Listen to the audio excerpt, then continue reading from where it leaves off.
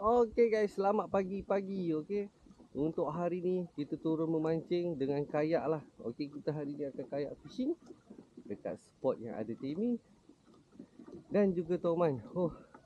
Nak cakap pun semput kayu kayak ni. Okey.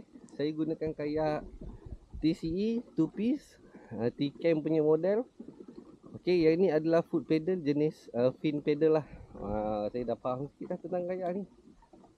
Apa-apa kita akan update dalam video ni. Mantap.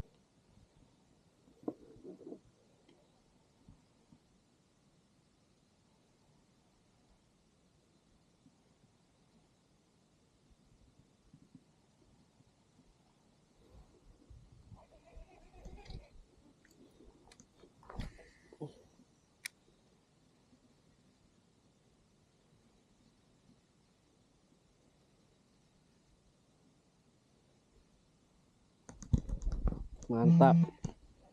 Strike. Boleh tahan kasar ni. Timmy je. Melompat-lompat lah. Wow. Kasar juga. Mantap. Alhamdulillah. Okey, kita buka dah. Timmy.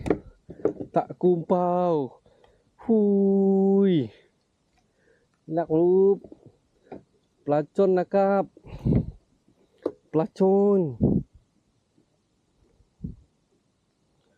Aduh, tajam.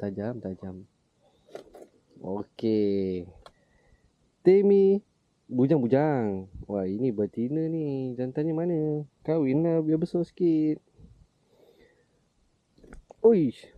Kuat juga Timmy.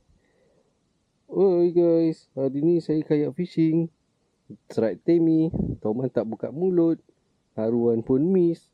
Kita cari Timmy. Bye bye. Thank you.